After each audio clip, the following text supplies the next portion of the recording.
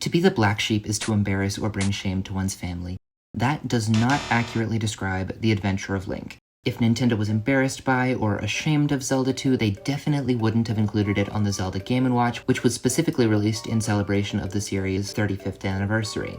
The black sheep of the Zelda series is obviously the CDI games. Wand of Gamelon, Faces of Evil, Zelda's Adventure, these are games that Nintendo just flat out refuses to acknowledge the existence of. 3 full games that they just pretend never happened. Right there, that's the black sheep. Most people don't count the CDI games as Zeldas, and honestly they're not. Like a weird cousin that you wouldn't ever want to hang out with alone. But even if we're talking about like real Zelda games, on the Zelda timeline, Adventure of Link still gets more recognition than any of the flagship Zelda games. The Oracle games in Minish Cap are wacky in their own right, but are still recognizably Zelda games, and nobody would even think to call them Black Sheep, because they're fucking awesome. Regardless of what they teach you in school, upon release, Zelda 2 was a critical success. It sold over 4 million copies, and people who played it at the time loved it. Despite being a fairly big departure from what came before, the spirit of its predecessor is still here. There was a time in the not-so-distant past when I had never played Zelda 2, based purely on the fact that developers I respected have cited it as inspiration for their games. I respected Zelda 2, but I didn't really understand it. I didn't understand the depth that inspiration reached. For all I knew, it was just the game that they played when they were younger that sparked their love of video games.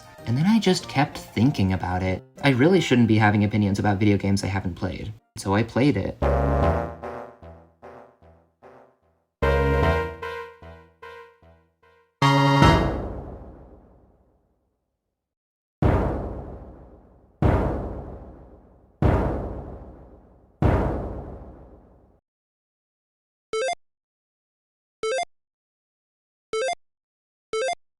I was seeing not just the things these developers loved about the game, I was seeing the things that they hated, the things they knew could be improved. When you get a game over in Adventure of Link, you lose all your experience points when you die. There is no hope of getting them back. This can range from being a minor setback to wasted hours depending on how much you were carrying around at the time of your demise. I remember having this happen to me, my thousands of experience points lost to one of those freaking bottomless pits. The rest of my afternoon was spent in tears, heartbroken that I couldn't get them back. Like, wouldn't it be nice if I safely made it back to where I died and my lost experience was waiting for me in one of those little bags? Shovel Knight. Shovel Knight does literally exactly that. And Hollow Knight. And Tunic. Specific influence of Zelda 2, that twangy soundtrack, so good. Zelda 2, like the fact that you could upgrade, like that's not normally a thing in Zelda games, but Zelda 2 has like an upgrade mechanic, which I think is cool. And so the idea of like, aha, you thought it was this game, but actually it's a little bit like Zelda 2, everybody's favorite Zelda game. Tunic wears its Zelda inspirations right on its... Tunic isn't shy about its legendary inspirations. The Little Fox's Adventure is full of bits that put you in mind of Zelda 2, most obviously in the cute little artworks found throughout the manual. If we're talking homage, though... but I'm getting ahead of myself. When I tried to play Zelda 2 for the first time, I hooked up my little NES Classic and played up until the end of the very first palace before immediately changing over to a version of the game that I could record footage of. That first hour or so was all I needed to know that I simply had to be really annoying about this game to everyone I know. I feel like everyone who wants to talk about classic Zelda foams at the mouth for the opportunity to talk about the very first Legend of Zelda, only to then skip right to Link to the Past and Ocarina of Time, and I can understand where they're coming from, but as much as the internet hates to admit it, Zelda 2 is just as important as Zelda 1 in terms of introducing stuff with staying power. I like Zelda 1. I've played it a handful of times, and I think you'd be hard-pressed to find a long-standing series where the very first entry holds up as well as Zelda 1. In almost every way, The Adventure of Link is just... better. The Adventure of Link starts us off in a room where Princess Zelda is enjoying a nice, relaxing sleeping curse. This is the same Link from the previous game, but this is not the same Zelda. Zelda 2 has much more structure than its predecessor. In The Legend of Zelda, you're plopped into the world with not much more than the little green hat on your little head before you have to start making decisions, whereas The Adventure of Link tries a little harder to help you make those decisions. You can still pretty much freely explore, but you won't accidentally be wandering into dungeons in the wrong order or getting completely lost like you might have previously. Leaving the North Castle will introduce Link to the latest and greatest in modern technology: roads. Following the road will lead to a nearby town, but before we get there, I'm sure you've already noticed that this game looks completely different from the one that came before. Take a deep breath, I'm gonna hold your hand when I say this. Just because something is different doesn't mean it's bad. The Legend of Zelda happens entirely in this top-down perspective, which would be the way that every other non-3D adventure would be. But Zelda 2 only uses this perspective while exploring the Overworld as a representation of traveling over greater distances. This allows the world to feel much bigger while not actually technically being all that much physically bigger.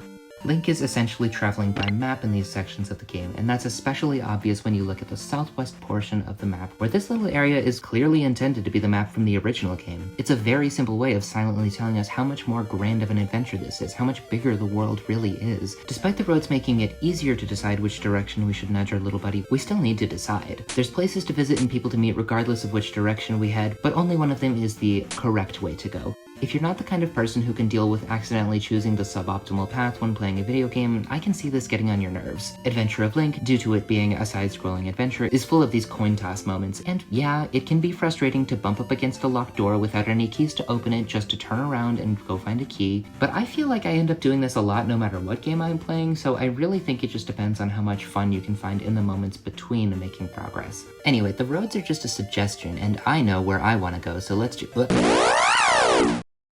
I really love that noise. Wow.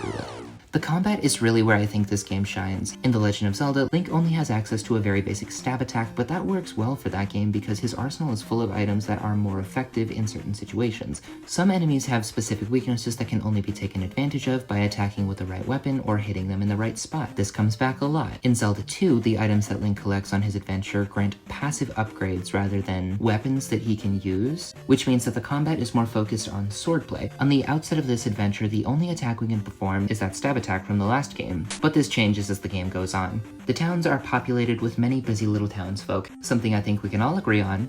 Villagers are a big step up from cave-dwelling merchants and cryptic old men. It really is a welcome addition to the series. Not a single Zelda game is without towns from here on out, and I'm very seriously 100% certain that without the Adventure of Link, villages would have never made their way into the series. Everybody say thank you for inventing towns, Zelda 2. Where would we even be without you?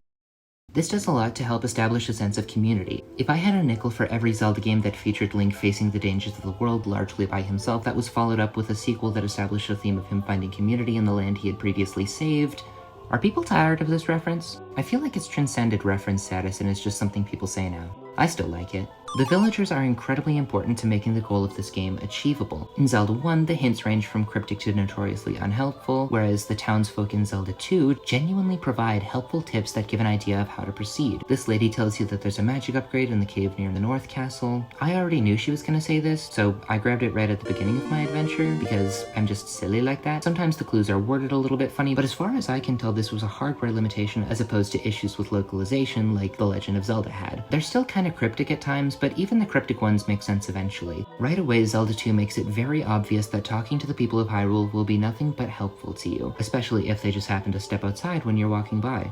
I interpret this as people in the houses seeing you through the window and having heard of your courageous exploits coming to ask you for help. It seems to be implied that Link is recognized by some of the townsfolk as the hero that defeated Ganon. They ask him to please save our town, or tell him that he must save Hyrule. Sure, by standards of even the very next game, some of these townspeople are pretty forgettable, but they're absolutely a step up from the citizens of Hyrule from the previous adventure. It's almost like new entries in a series are supposed to build upon the ideas of what came before. Who even thought of that? Who even said that? Taking the time to talk to the townsfolk, taking a moment to have a conversation with the villagers will slowly help you unravel the secrets of the world. They'll tell you about stuff you can find nearby, give you hints about items that won't come into play for a little while, or just say something memorable. These guys love doing iconic shit. If you don't have the patience to talk with everyone, there's nothing stopping you from just going out and having your little adventure. Just know that if ever you feel you're missing something, you can always rest up in town and ask for help. Because I'm just so eager to talk to everybody, we've easily found the first wise man. This character tells you that each town has a wise man that should be sought out, so that's something to keep an eye out for every time you find a new town.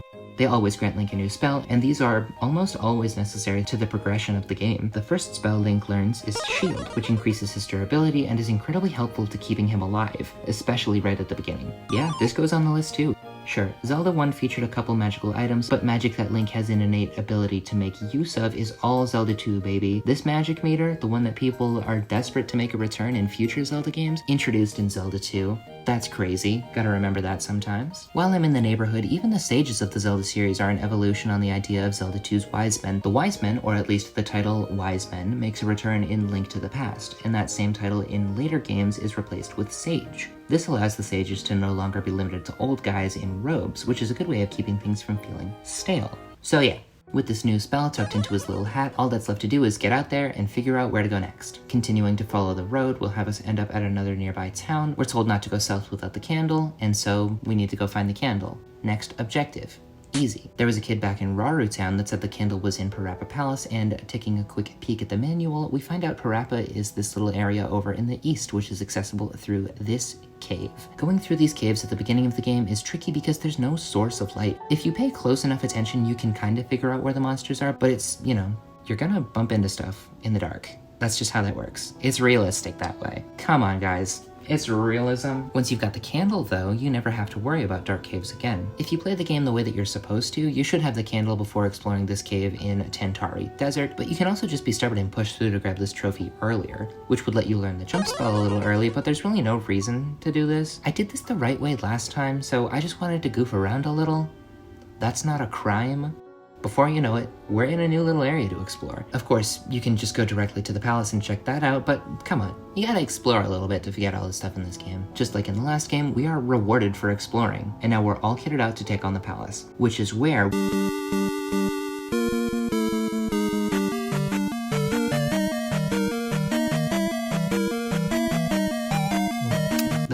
might not really measure up to the legacy of Zelda dungeons, but hold the phone. It's 1987. There's only been one other Zelda game. Zelda's legacy right now hasn't even left the NES. The palaces, in the context of their debut, genuinely do feel like an evolution on the dungeons of the first Zelda. Dungeons in Zelda 1 were more focused on combat rather than puzzles like later entries in the series, and most of the puzzles in Zelda 1 were essentially to push a block or bomb a wall. Zelda 2 also has this more combat-centric focus, but with its own, weird sensibilities. Very much like the dungeons, the palaces are pretty much in the boat of check out the different rooms until something cool happens. Because Zelda 2 didn't have a dungeon map or compass as returning items, finding your way around can be a little tricky. You can still draw your own map, and that's a good thing to do sometimes.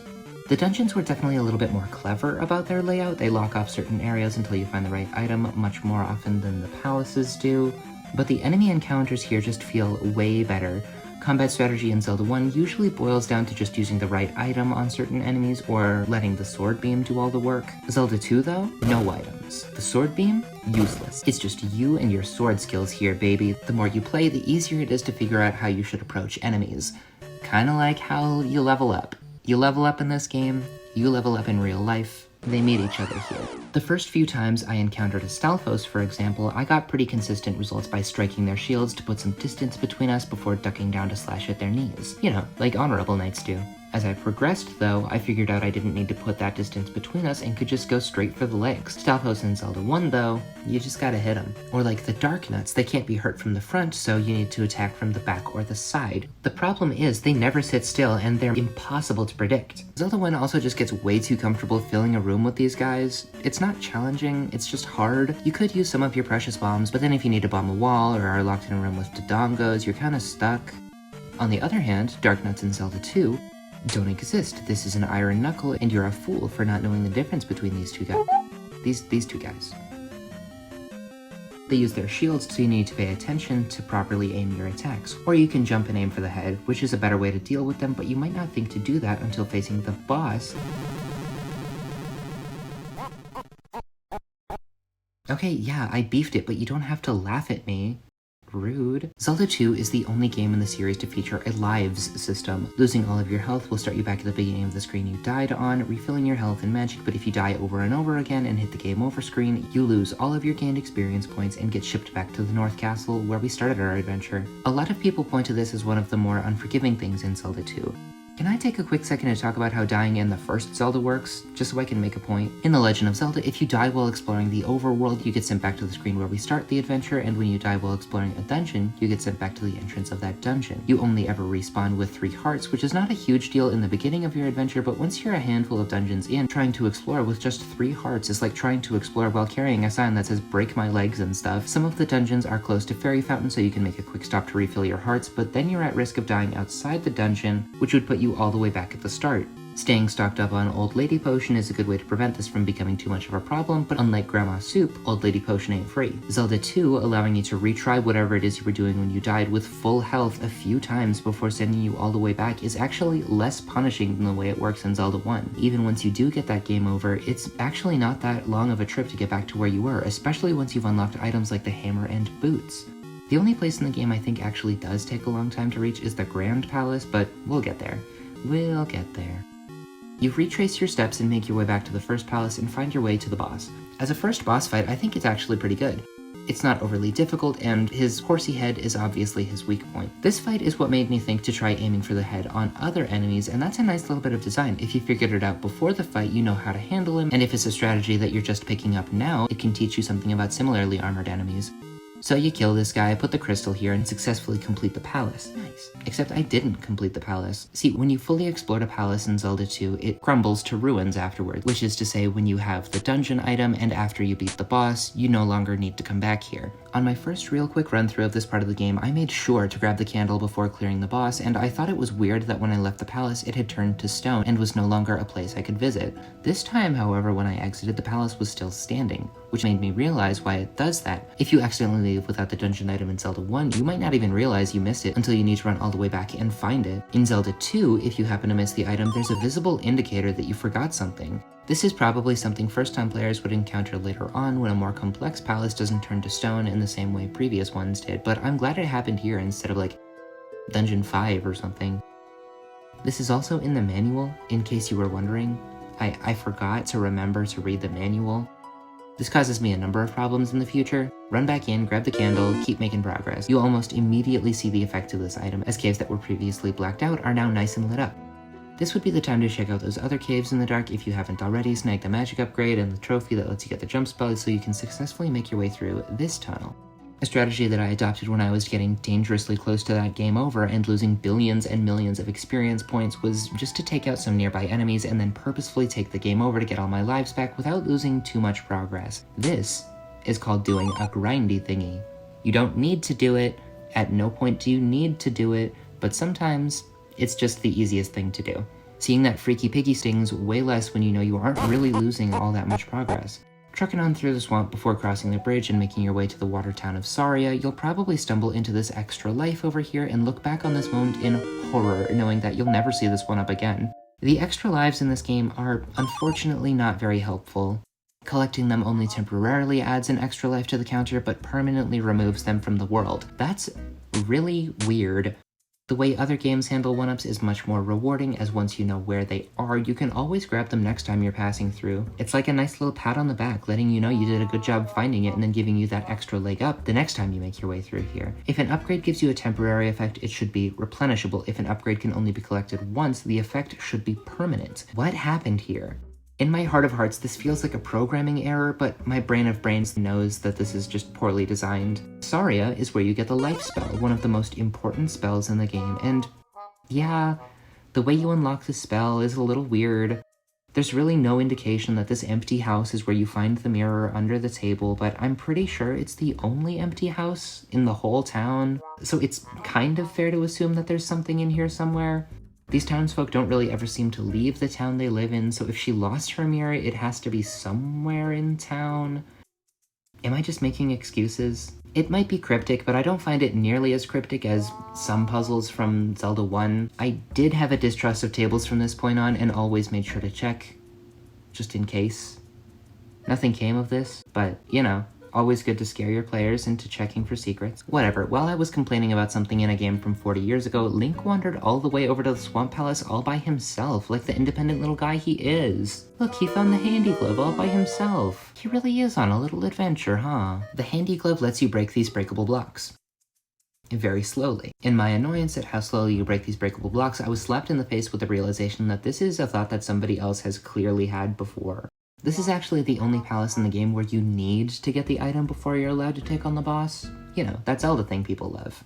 I didn't record my fight with this boss. He's called Helmet Head. His fight is very similar to the one against Horsehead, except when you hit Helmet Head in his helmet heads start to fly around the room and blast you with energy balls. It's not very difficult. What do you mean his name is Germa? Back in the water town of Saria, we've got more cryptic stuff to do. This guy, the Riverman, doesn't let Link cross the river because Link doesn't live here. Where does he live? So we need to go and find something to help us get across. I actually found where to go completely by accident because I kept running into hidden areas with these little bearded guys and figured there has to be something over here that's not these guys. And there was. This is Bagu, and people hate him. I think he's a nice little guy, and his pet slime does give Link a hint about his master being north of the river in the forest, but it's easy to miss this, and I don't blame people for not talking to this little guy multiple times after he's made it very clear that he's sleepy. A lot of sleepy guys in this game. I found it easy enough to figure out that there was something hidden up here, even if it's unclear what exactly it is that's hidden up here. Twist my arm, make me come up with something that's a little bit less vague. I'd say we should move Bagu's cabin over here and have the hint be that he's north of the ferry, or to move it over here and have the hint be that he's north of the bridge. So now that we've got Bagu's note, the Riverman will help us get across the river, and this is where the first real big challenge of the game pops up. You can actually attempt to make your way through Death Mountain before clearing the Swamp Palace, and there are some advantages to doing that, but I didn't do that. Some people say Death Mountain is more difficult to find your way through than the Grand Palace, and they're simply wrong. Just getting here, you can see how many caves there are. That's a good clue to start making notes, or you're gonna be kicking yourself later. With some note-taking and very liberal use of the life spell, it's not really that tough to make your way through here. I died once, I think, but as long as you avoid losing all your lives here, it's a fairly quick trip to the end. I explored the entire cave system here, very thoroughly checking for secrets all throughout because I was so sure there would be something hidden here. There's not. At least not until we make it to the end of the cave system. The hammer makes its first of many appearances here, and it's a really good reward for clearing this massive cave system, as it makes it much easier to get from one side of the map to the other because you can now destroy roadblocks to make shortcuts, like that guy from earlier said. I did mistake this part of the mountain for a boulder when I was exploring Death Mountain and limped my way back, only to discover that this was in fact not a boulder, and then I died because I wasted my time going back here. This rock is just so suspicious. Using the newfound power of the hammer to check out the actual spots blocked by boulders made me feel like I was doing a pretty solid job of keeping track of important things. It's super easy to get to the harbor town of Mido. This lady says there's nobody here, but the church bell will ring, and then when you see the church, the main door is shut, presumably locked, and we know that Link is not the kind of guy to force his way through a locked door, so obviously we have to jump up and go through the door that's open. If there's one thing I know, it's that people love when you enter through the second floor balcony entrance. Give it a try the next time you're in a neighborhood you've never been to before. Well, at first you're probably expecting to find a wise man in this 1-2 looking room that has only ever been home to wise men so far. A couple of towns are home to powerful knights who can teach new sword techniques, and these new moves are significant upgrades to your moveset. Like, before I learned these techniques, I was running around the world as timidly as possible. When faced with an enemy I hadn't encountered before, I'd approach with extreme caution and analyze exactly how to take them down. Once I could downward thrust, though, all my precautions went out the window. I was jumping over stuff left and right. It's never the wrong choice. It's never the wrong choice. Get out of my video. You either deal damage or safely bounce over top of them and then can run all the way away, or try a different approach. Or downward thrust again. Just in case. But like, does this knight count as a wise man? Sure, he's not like a wise man, but we did learn from him, so he is wise in a sense. Continuing to explore the town does answer this question for us, and the pattern of people coming out of doors being important continues with this old lady. Because we did such a good job of remembering where all the places we could use the hammer were, we already have the Water of Life, which is what this old lady needs. I guess to heal her daughter or something. The wise man here teaches Link to use the fairy spell, which transforms him into a fairy and lets him do all the things a fairy can do. We're pretty well set to go check out the other stuff that's around here before we head back to Ruto to talk to Error, like this guy says we should. I really like the way certain townsfolk know people from other places. It's just nice. They are friends. Immediately, you probably notice all of these grave markers. Specifically, this one stands out pretty well. This is King's Tomb. I know that because this lady says it. Thank you, lady. That's kind of all that seems to be happening here, so now we can head back and chat with everyone's favorite bit of programming humor. He tells us that south of King's Tomb, there's a tunnel. How convenient. A lady just told me about that place. While it would have been more streamlined if the guy who told us to talk to Error just told us about the tunnel, I like the way that this makes it feel like the towns are connected by more than just roads. Like the people actually talk to each other. Imagine that, a sense of community In this economy, this graveyard secret is much less ridiculous than the last one we were supposed to find. I swear, I always end up checking every grave when trying to find the magical sword, even though I've done it so many times. Using the helpful hint from our friend Error and the fairy spell that old guy taught us, we can find our way all the way over to the third palace of the game. Here we're introduced to these mace-throwing guys called Doom Knockers and these wolf head things. The wolf head things are easily my least favorite in the whole game. I hate the way they just flood the screen with energy balls if there get to be too many of them. Plus they take away some of your experience points if they hit you. What a rude little weirdo.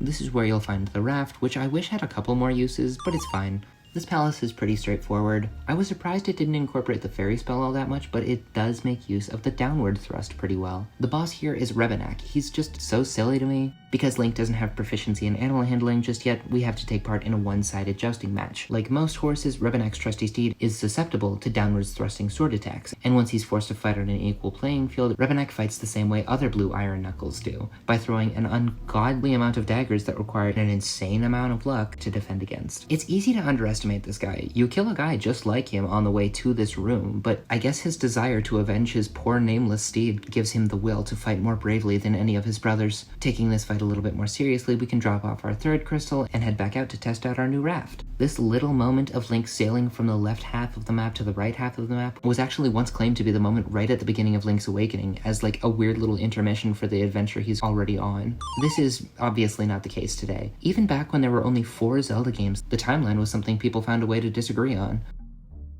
It's nice to know that some things never change. Now that we have access to the other half of the map, the difficulty really starts to ramp up. More and more enemies have specific windows during which they're vulnerable, and for the first time we actually need to visit more than one town before we're fully prepared to take on the next palace. Starting off strong, this town's needy townie simply says, "I am thirsty." I thought this meant I was supposed to find another item like the Water of Life somewhere out in the Overworld, so I made a note to keep an eye out for that. The rest of the townsfolk here are a bit more talkative, giving helpful hints like talk to the man in Darunia before the island. Good to know. I guess I'll go to Darunia after I'm done with my socializing here. The river devil eats those who are weak. I guess I won't be able to go to the other side of that river just yet. That kind of narrows down where Darunia might be, so thanks. Jump in a hole. Wait, what? Who raised you? Why would you just come out swinging with that? You jump in a hole, you little weenie.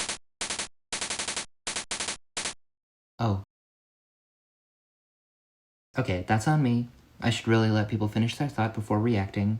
I'm sorry I called you a little weenie. With boots, I could walk on the water. I'm sure you could, Grandpa. Let's get you back to bed. Having just come from the west with the island to the east and the river devil to the south, if my calculations are correct, Darunia town must be to the north. Maybe the drink for that other lady I need to find will be up this way too. Through the cave, past these woods and over these little freaks gets us where we're going, and almost immediately I noticed the build quality of the houses in the mountain town of Darunia. Each house has what could only possibly be chimneys. The upwards thrust is a bit more situationally useful than its downwards counterpart, but it's still nice to have. I like the symmetry of both of these knights keeping their doors locked and only accepting visitors if they enter from the upstairs door.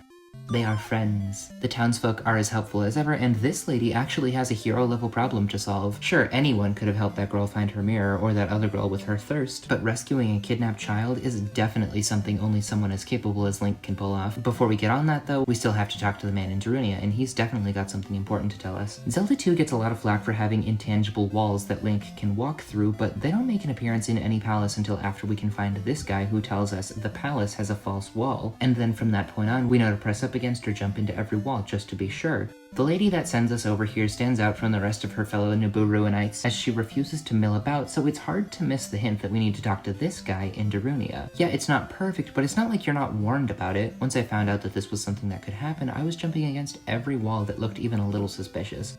Or even if it didn't look suspicious. Did you know that this is something the second quest in Zelda 1 does? I bet you didn't. People complain about that a lot less. I bet you didn't even play Zelda 1 second quest. I bet you don't even like Zelda.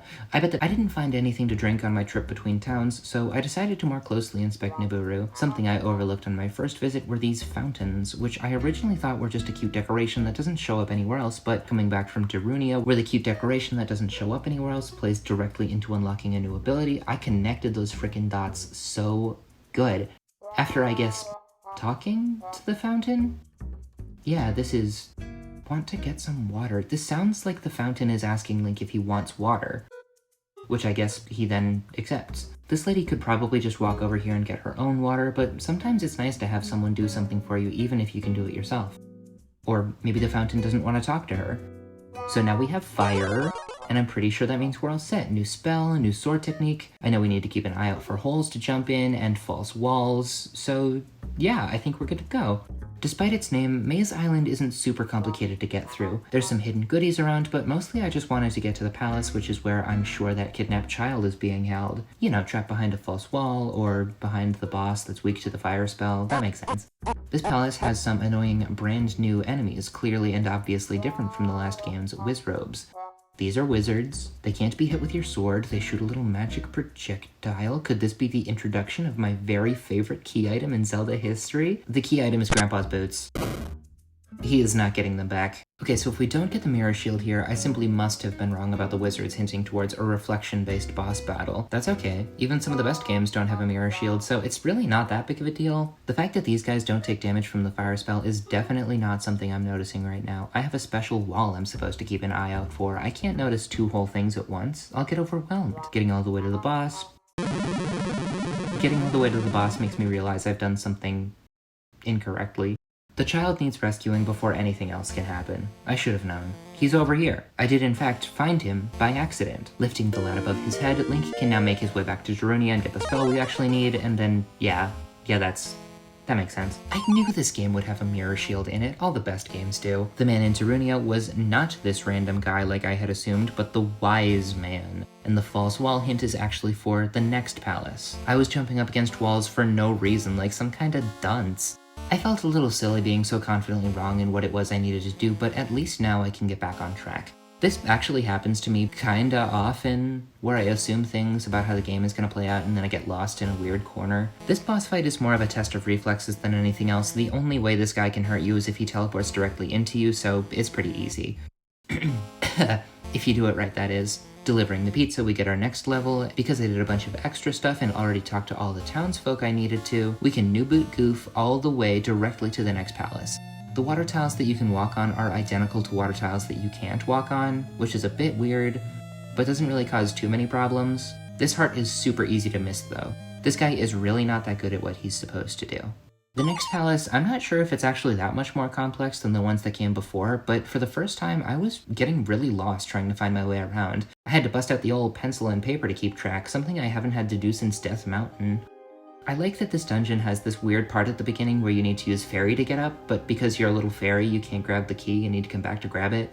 I don't know, that's just silly. My obsession with touching every wall paid off pretty quickly. I'm glad this isn't much further into the palace because with every solid wall I jumped into, I spiraled further into madness. From the way people talk about it, I was sure this game was going to be absolutely full of false walls for no reason, but there's only a handful of them, and even then, the only one you absolutely need to find is the one that we're explicitly told to find. And let's be real, would this moment be at all improved or anywhere near as memorable if the solution was to place a bomb here and blow open a path? I think this is just one of those things that's been blown out of proportion, and while there are genuinely some very unintuitive puzzles in this game, the false wall doesn't quite make the list. You know how the saying goes, once you've got that flute, it's time to scoot. Working towards Guma, we're faced with a genuinely challenging battle. This big guy hits hard and fast. I found that using the jump spell made it much easier to get out of the way of his attacks. Even after implementing this strategy though, I ended up losing a few times, which always makes that eventual victory feel more exciting. It feels cool to win on your first try, but it's more fulfilling to mess it up a couple times before overcoming something eventually. I really like this fight. I'm glad it's here. In the Famicom version, this palace has the return of Germa. I think if he was a mini-boss in this palace, that would have been cool, but rehashing the same boss fight is never really that compelling, unless you can do something interesting to freshen up that concept.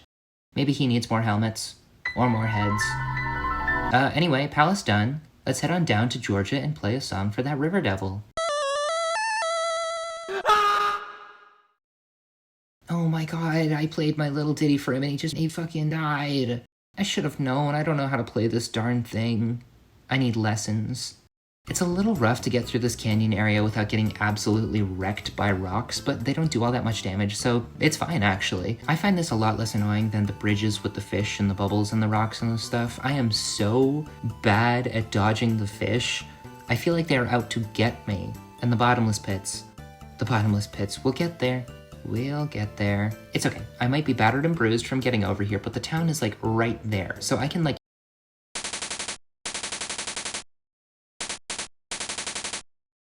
The town is dead?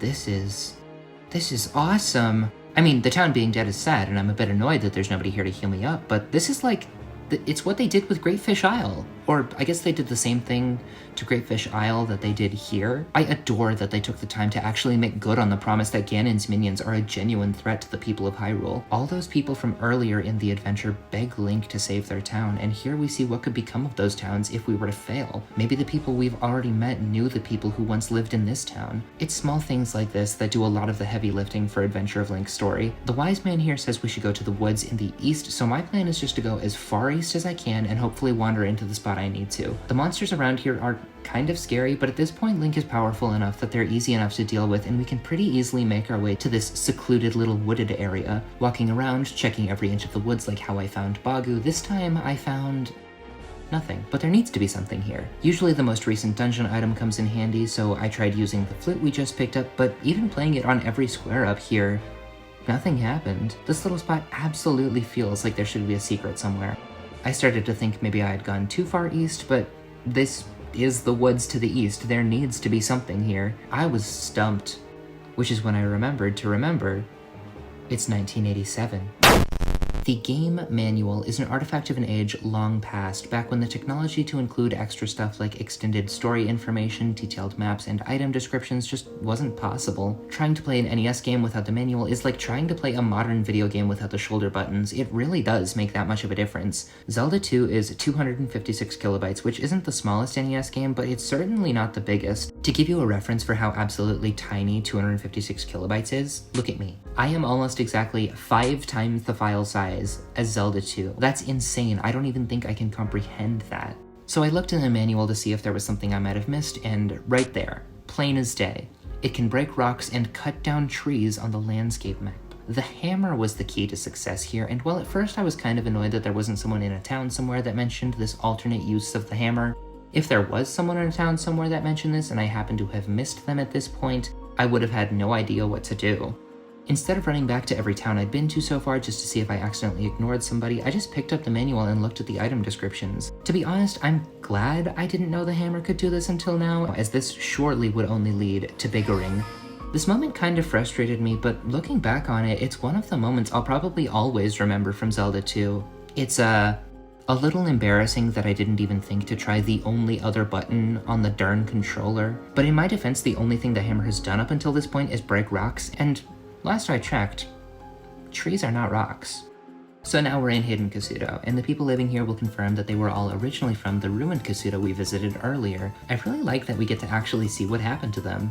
I like this fake out that happens near the town entrance where you think you're gonna meet the wise man, but instead it's just a magic upgrade. This old woman tells us there's a secret at the edge of town. Exciting. For the first time in a long time, learning from the wise man is as easy as just going to see him. I'm actually kind of glad that there's no quest blocking you from getting this spell, because it was a little bit of a pain to even find the town in the first place. He teaches us spell, which isn't a very descriptive name for a spell, and honestly doesn't tell us much about what it does, and even the manual doesn't really help either. But it simply must do something. Continuing our romp through town and chatting like we always do, it's mentioned that the old man who remains has magic, which is a pretty straightforward clue to go back and see the only wise man who hasn't taught us magic so far, the old man who remains in deserted Kasuto. Because I'm now completely untrusting of empty houses, I easily found this very obvious hint about something to the east of Triple Eye Rock, and then we reach the edge of town. It doesn't take a genius to use the magic spell we just learned here. This is one of those things that I think people are too complaining about. I've seen way too many people say that this is completely unguessable as the solution to this, but come on. This is where we get the magical key, and then we never have to worry about collecting keys again, which is fine, I guess. I kinda like collecting keys, so. Just for fun, we'll stop by and see the old man who remains and learn the final and most powerful magic, Thunder. It uses so much magic that there's really not much utility to it. The sixth palace is a little tricky to find, but I knew the flute couldn't possibly just be used to kill the devil.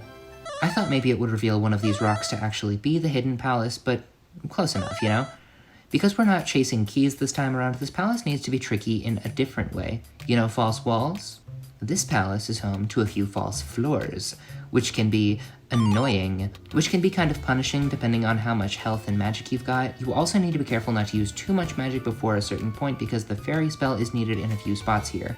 The enemies are all ones we've seen before, and Rebenek makes a reappearance as a mini-boss, but because of how beefy Link is at this point, he's like a thin slice of bread after being gently placed into my third favorite kitchen appliance, toast in a matter of seconds. And that's when Link decided to become a devout Christian. The cross is a pretty helpful item, making all those troublesome invisible enemies just as killable as any other monster. I don't think it's necessary to defeat the boss, which would have been a cool additional use for it, but it's already going to be very useful later on, so we don't really need extra uses for it. I really enjoyed the boss fight here. The jump spell once again proves to be incredibly helpful, and though I didn't pull it off in my first matchup against Barba, it's really satisfying to land a downwards thrust and just chew through its health. Wait, sorry, not Barba. That's a translation mistake. This goofy guy is actually supposed to be named Volvagia, which makes a lot of sense when you pay attention to how this fight works. Its head is its weak spot, it hides down these holes. The Volvagia fight in Ocarina of Time is totally a reimagining of this one. Actually, considering there's a point during development where Ocarina of Time was just straight up going to be a reimagining of Zelda 2 in 3D, that makes even more sense. Hey, why would the team over at Nintendo HQ have even considered making the first ever Zelda game in the third dimension be a remake of Adventure of Link if they were ashamed of it? The Sages, which we've already established are a variation on Zelda 2's Wise Men, are 5 times out of 6 named after the towns from this game. While yes, canonically in-universe, it's far more likely that these towns were named in honor of the Sages, canonically in our universe, the names of these sages are a loving callback to Zelda 2. Black Sheep, my caboose. Zelda 2 is the two-headed calf of the Zelda franchise. Weird and misunderstood just because people have such a rigid idea of what a baby cow should be. I love this little freak. And to me, it is beautiful. So now that we've dropped off all the crystals, the only thing to do now is head for the end. In a moment of misguided curiosity, I actually tried to go this way before getting the cross, and trying not to take random invisible enemy damage is ridiculously hard, believe it or not. So with our shiny new cross in hand, we can now take our revenge on these little jerks and make our way towards the Grand Palace. The trek up here is kinda brutal, and something that makes it worse is the inconsistency with which Link jumps. I don't know what it is, but his jump is just a little bit weird. That in combination with the way that there's just so many bottomless pits. The thing about the bottomless pits is even if you fall in them at full health, you immediately die. It's an instant kill. In a lot of other platformers, that's not that big of a deal. Here it sucks. Here it sucks. It's so frustrating to fall in these holes or have an enemy jump at you at just the wrong time and knock you down. The Valley of Death has so many of these screens where there's just so many pits and so many unpredictable flying enemies. It just makes this final stretch towards the end feel so unforgiving. I died so many times. I wanted to try and save as much magic as possible in case there was another weird spot where I needed to use the fairy spell. I knew it was possible to clear these pits without jump, but it seriously felt random whether or not I could do it. Thankfully though, once we make it to the Grand Palace, it's the only palace in the game that's gracious enough to respawn us at the entrance if we die. Hitting that game over right before you reach the Grand Palace is pretty rough. It takes a long time to get over here, and having to run it back is a little bit not fun. By the time you get here, Link probably has maxed out levels, which means that any additional level ups will grant an extra life, which is pretty cool. It's probably a good idea to do a grindy thingy and pile up some extra lives.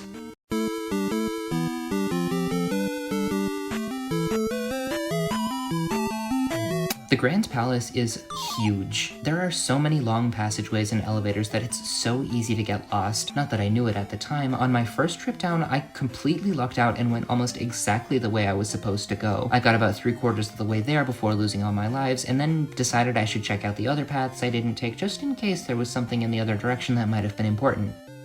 I don't know what that could have possibly been. My key items and spell slots were all without a doubt full, but I don't know, maybe there was a faster way down, or like a single one-up or something. Either way, I got all the way down to this room, which is a complete full-stop dead end, but like, I didn't want to run all the way back up to the beginning, so... Even if you're keeping a little map, this palace is a league above all the rest in terms of complexity, and if you aren't keeping a little map, stumbling your way to the bottom is not very likely. The new enemies here are no joke either, so you've definitely got to stay on your toes. These bird warrior guys, the Faka, can I say that, are seriously tough, and can be more intense than some of the bosses. While at first they seem impossible to land a hit on, they're fully vulnerable when they jump, so you can deal some pretty consistent damage just by getting under them and thrusting upwards. To stay stocked up on magic, I kinda cheesed some of these areas where some weaker enemies spawn infinitely and just hoped for jars. The Great Palace is without a doubt one of the most challenging final levels in Zelda's history, even today. After dying over and over, stumbling my way from top to bottom, I finally got to the end. Now, I need to be honest, I did use a save state here. I got to the boss room on my final life and just couldn't bring myself to find my way all the way back down here. I knew I could get back down here, but the thought of making the journey again just to die over and over wasn't something I could handle. Just pretend I'm 6 and I've handed the controller to my dad to get me back to where I was, if that makes you feel any better about it. I've already proved I could do it, and if Hollow Knight is generous enough to include a bench right before the final fight, I was gonna grant myself this one leg up. Accidental segue. After you've explored all there is to explore in Hollow Nest, after you've done all the important story stuff, after you've faced down the imprisoned Hollow Knight, you can enter its mind to challenge the source of the infection, the sun in all her glory, the radiance. Immediately, this fight feels very different from every other enemy encounter in the game. She floats above you, summons projectiles to deal damage to you, and only ever takes damage when you aim for the face. Most interestingly of all, she's the only enemy in all of Hollow Knight that doesn't deal contact damage. This really threw me for a loop the first time I faced her, as my instinct was to jump up beside her to deal damage, because I was so worried about bumping into her and taking stupid damage while trying to avoid her actual attacks. Once I realized what was happening, it was much more manageable, but I just couldn't figure out why this fight was so weird. The penultimate boss in Zelda 2 is a fight against the Thunderbird, an enemy that floats above you, summons projectiles to deal damage to you, and only takes damage when you aim for the face. Most interestingly of all, it's the only enemy in all of Zelda 2 that doesn't deal contact damage. The Radiance is a love letter to the Thunderbird. Just look at them next to each other. This boss is a clear evolution on this one, and it's just, like, come on. This is poetry. So the Thunderbird. At the start of the fight, it's completely invulnerable. The biggest hint about what to do is right there in the name, but if you happen to not know what this thing is called, it's not a huge leap to use the most powerful magic on this thing, which is when the real battle begins. This fight is hard, duh, it's the end of the game, it should be hard. The Thunderbird deals big damage, even if you've got maxed out stats, even if you're using shield to beef up Link's defenses. It's hard, but not impossible. It's only got one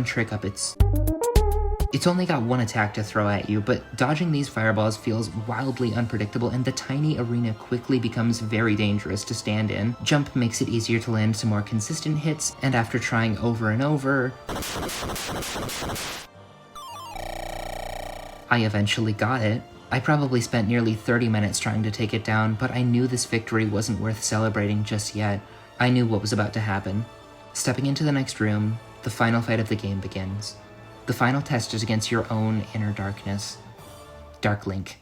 This fight is infamously difficult, and even though it's often undercut by the well-known corner crouch stab cheese strategy, I knew I wanted to play it properly. I made it all the way here. I knew I needed to face this challenge the way I was supposed to. I already granted myself the save point before the Thunderbird, and I wasn't gonna make it any easier than that. If I died here, I knew I'd be starting back there. It's only fair. You can't face the Radiance without facing the Hollow Knight, and I've pulled that off many times at this point. I could pull it off here too. This fight is brutal. The spells the wise men have taught you are useless, the sword techniques the Knights of Hyrule have taught you are ineffective. All you can do is fight like you did when you began your adventure. This guy totally cheats though. How come he can jump over me, but when I try to jump over him, he won't let me? That's bogus. I don't even remember how many times I fought Dark Link. I could seemingly never avoid his blade, and he always seemed to just barely block mine. I started to pick up on some of his tricks, but still he seemed far more practiced than me. Even after dueling against him for hours, I still struggled against him. I was starting to think maybe the only way to possibly beat him was the corner strategy. But then I noticed something. During an attack, I accidentally got closer to him than I meant to, but instead of messing up and taking contact damage, my attack landed. I thought maybe it was a fluke, but no, his spacing is just different from every other sword-wielding enemy in the game. To deal consistent damage to him, I began to aim as if I were trying to hit through him, past him, like there was something behind him that was my real target. While this wasn't an instant win strategy, I was getting far better results than I ever did before. And before I knew it,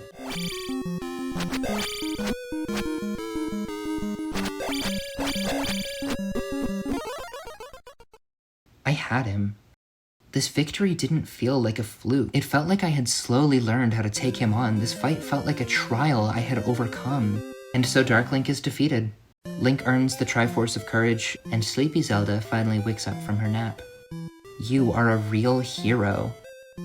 And that's the adventure of Link. It's no secret that video games have gotten easier since they first magically appeared in the lobbies of themed restaurants back in the day. It's a good thing they've gotten a bit more approachable. Sometimes all I want to do is be a funny little guy in a funny little world and explore at my own funny little pace. Other times, though, what I want is to get lost, to feel stuck. Not every video game has gotten easier. In fact, a lot of the time video games are on purpose trying to be more difficult because they know that's what some people want. Sometimes what people want to do is throw themselves against the wall 1,000 times over. To have made it all the way through this cryptic, frustrating, fucking hard game and successfully take on its final challenge was such an accomplishment. It only took me about a week to play through Zelda 2, but it still felt like a grand adventure. It wasn't a flawless experience. I got stuck for a while on some of the less obvious puzzles, and there were a good couple times I ran out of magic in less than ideal spots and had to make the decision to either go on a magic jar hunt or take that kid's advice. There were definitely moments where I just needed a break and had to go off and find something else to do. I've played through better games and had a much less memorable experience, and even though Zelda 2 is rough in a couple spots, I can confidently say that it absolutely deserves its place at the big kids table. Wow, can you believe I've already had so much to say and still have things I want to say? Hoverbat's Zelda Again, Link is Adventuresome is a fan-made reimagining of the game with extended content, quality of life modifications, and it plays in sweet, sweet widescreen. This version of Zelda 2 feels like how the game was meant to be, but just couldn't be. It keeps all the charm of the original and even cranks that charm up to Roman numeral 2. Because the 2 looks like an 11. If you didn't take the chance at the beginning of this video to experience the original Zelda 2, please take the time to experience this version of it. Link is Adventuresome is better if you're also familiar with Adventure of Link, and now you are. I told you pretty much everything about the original, so you can just go in and have the definitive experience. There is a link in the description, and I super recommend clicking it. There's a really good second quest, and there's a randomizer. This game has a randomizer. Every video game should just come with a built-in randomizer. I've been Jam. Thanks for letting me babble.